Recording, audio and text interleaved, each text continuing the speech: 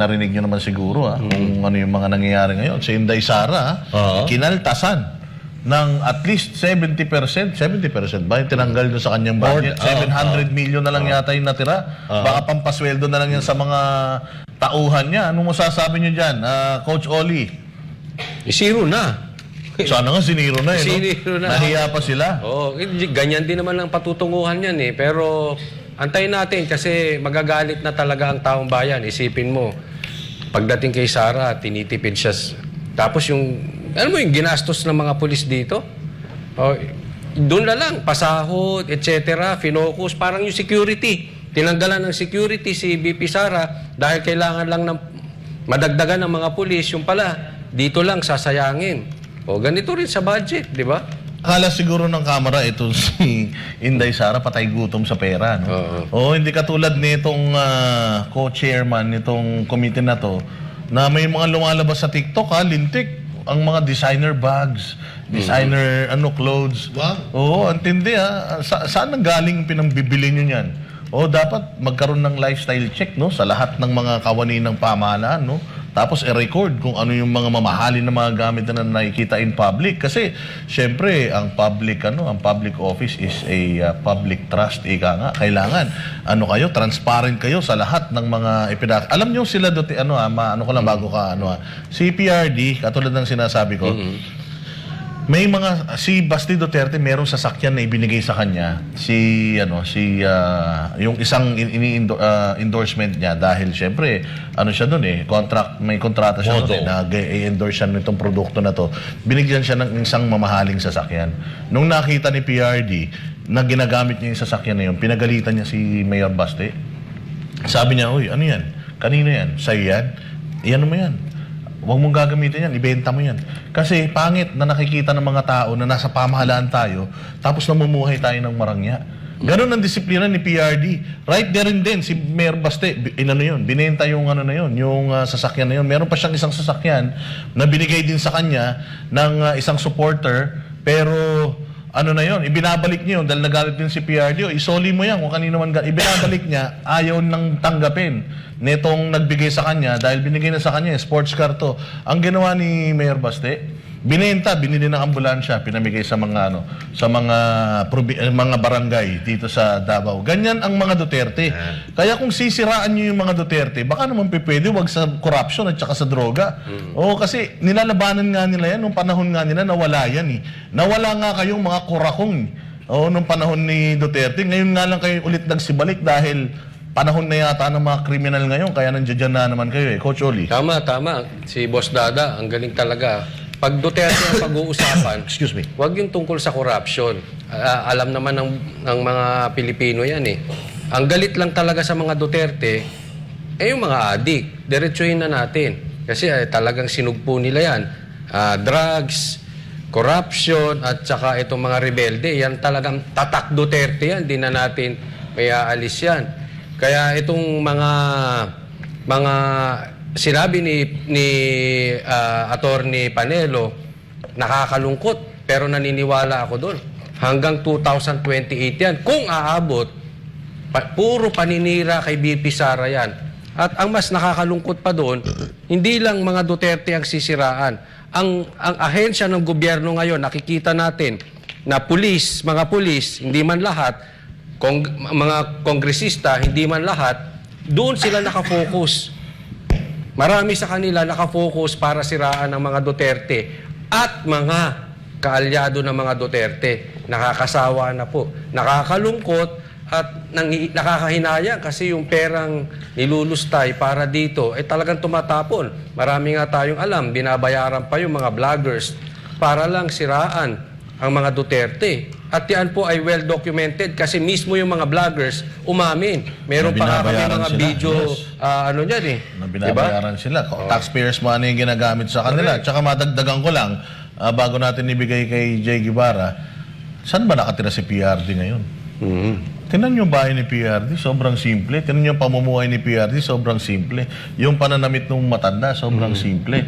Sabi nga niya nung nakausap natin siya nung nakaraan, masyadong malaki ang gagastusin ko kapag tinulungan ko sa pagka pumunta ako ng Maynila, pero dahil tatakbo si Mocha Uson sa Naku, distrito oo. 3 ng Maynila, kahit magastos, pupunta ako.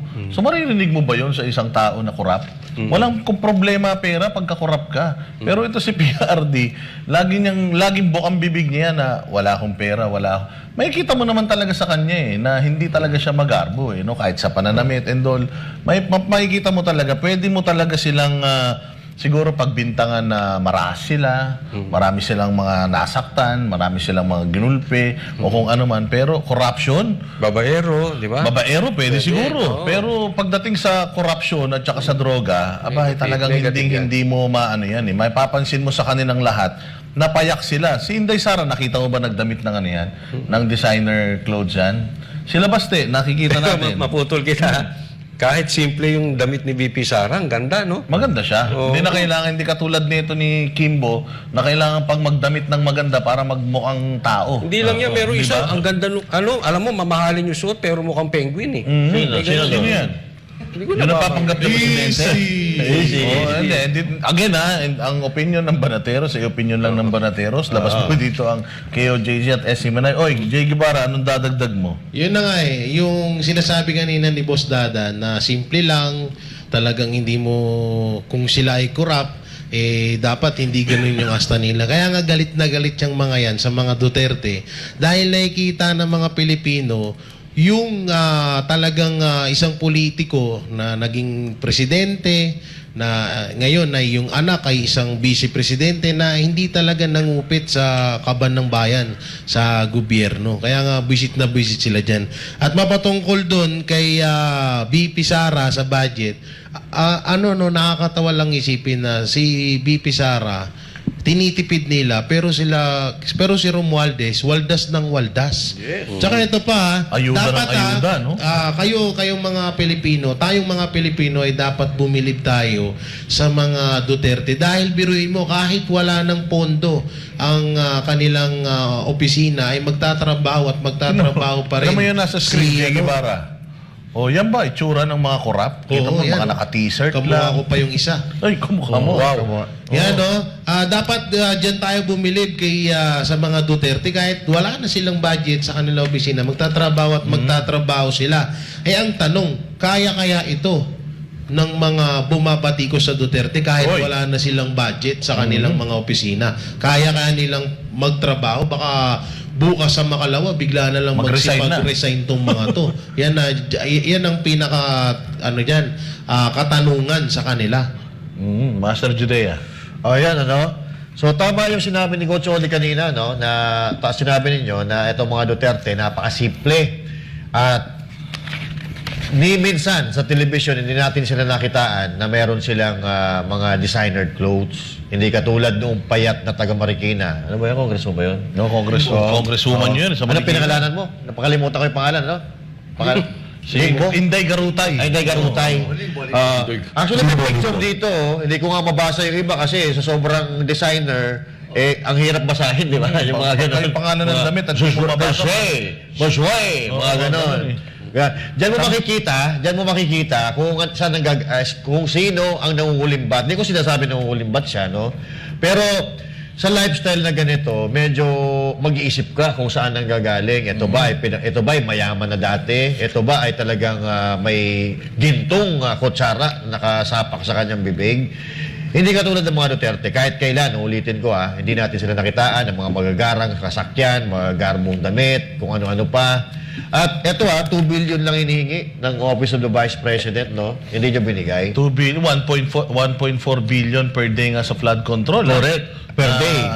Pero Tapos ito 2 billion per year, no? Per fiscal year. Pero hindi niyo ibigay. 2 billion down to 733.198 million. So ang kinaltas po dito ay almost 1.3 billion. Okay? Actually, itong ginawa nila is equivalent to zero na ito, mga babayan.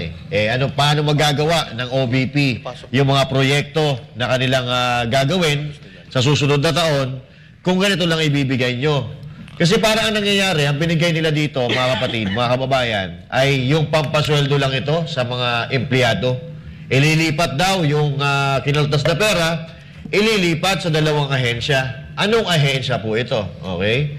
Sigurado ba tayo na yung pera na yun malilipat dyan sa ahensya na yan? Kasi may mga instances nga na hindi natin alam. Ha? Alam ko kung Oo. anong ahensya yan. Ano yun? Kaliwa at saka kanang bulsa. Ayun! Yan, dalawa kaliwat kanang bulsa. At uulitin natin kung noong mga nakaraang panahon, nakaraang buwan, may mga insertions na hindi natin alam, malalaman na lang natin na nabubulgar dahil sila ay nahuhuli. So now, sana naman, ang taong bayan magising na. Nahiya pa kayo, hindi nyo pa siniro, no? Sana siniro nyo na lang.